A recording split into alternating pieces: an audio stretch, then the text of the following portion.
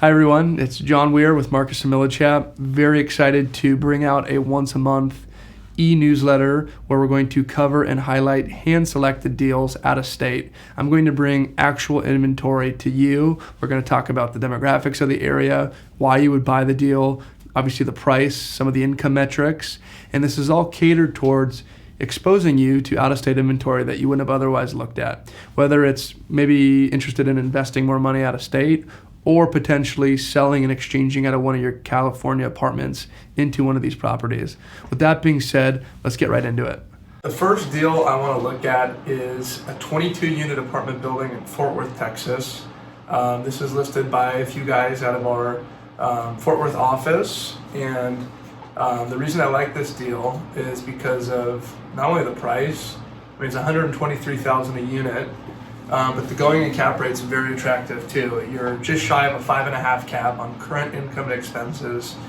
And to me, I mean, you sell something here, the average price per unit, let's say, is $250,000 a unit, plus or minus, and you're able to almost double your unit count by selling here and exchanging into a market like Fort Worth. So those are two of the economics I like about the deal. It looks like there's some solid upside. It's a highly populated area. If we go to the demographics, you have 7.1 million residences in the Dallas-Fort Worth area, and it's continuing to grow. Tons of corporations, larger corporations, are based out of this geography, and there are 21 Fortune 500 companies and headquarters in this immediate area. The average household income within a 3-mile radius of the property is $70,000 per year, and the median home price is $260,000. Breaking it down too, within a 5-mile radius of this property, there's just shy of 300,000 people. There's 291,000 people. To me, it's a solid deal. The fundamentals are as strong or stronger than Southern California. You're also not exposed to rent control, proposed rent control, and just kind of a difficult place to own an apartment building. Please take a look at this. There's great photos. The agents did a great job with their marketing package. It's very descriptive. And if you'd like to see how this stacks against one of your properties here, more than happy to put together a return on equity analysis for you as well. The next deal, we're pivoting into single-tenant net lease. I'm a huge fan of single-tenant net lease for a specific, it's an investor profile. It's not for everyone. I generally work with clients who have owned an apartment building for a long time, who are looking to get out of management or even manage a management company, and they just want a passive type deal. So single-tenant net lease is the great option for that requirement. This is a Starbucks, which is a monster tenant, monster tenant, A- investment grade. This one is new construction. It's in Cottonwood, which is between Phoenix and Flagstaff, Arizona. Smaller town. However, it's right on the corner of a Home Depot, a JCPenney's. You're on a hard corner where there's almost 48,000 vehicles passing per day.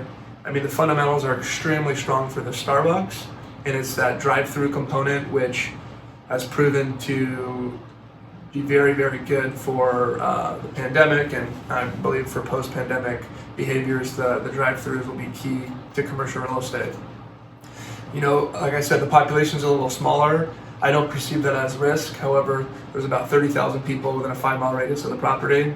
You're on a hard corner, lots of car traffic. You got the drive-through just outside of a lot of major retail, big box retail, so people pop by and grab a cup of coffee or a iced tea before they do their shopping.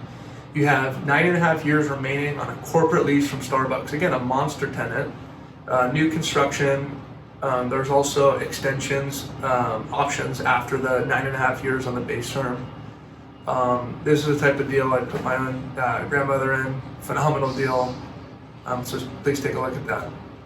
Last deal for this month's installment is a property in Phoenix, Arizona. I am extremely bullish on Phoenix. It is California's investors' playground. There are so many investors investing in Arizona that are from out of state. In fact, someone told me that 3 out of 4 buyers are out-of-state buyers, and what that creates is all these buyers have a futuristic perspective on value, and it really drives the values up and the rents up as well. A lot of money flowing into Phoenix. Gentrification is happening at an accelerated pace, and also there's a healthy supply and demand balance out there. I mean, there's 300 new people moving to Phoenix per day. I think that's like what is that?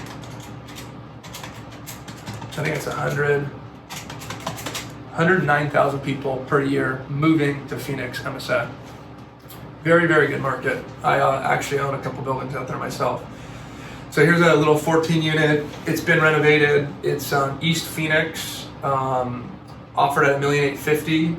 So a 5.32 cap going in. Again, the metrics, the economics look great. $132,000 a unit. You sell something here at $260,000, you literally double your unit count.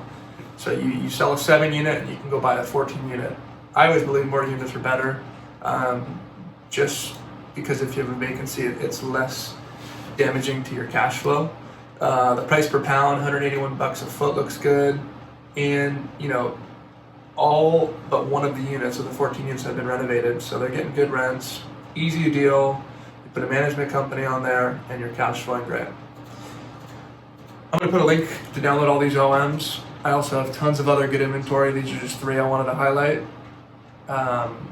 Please let me know if you have questions or like to chat further about this. Thanks.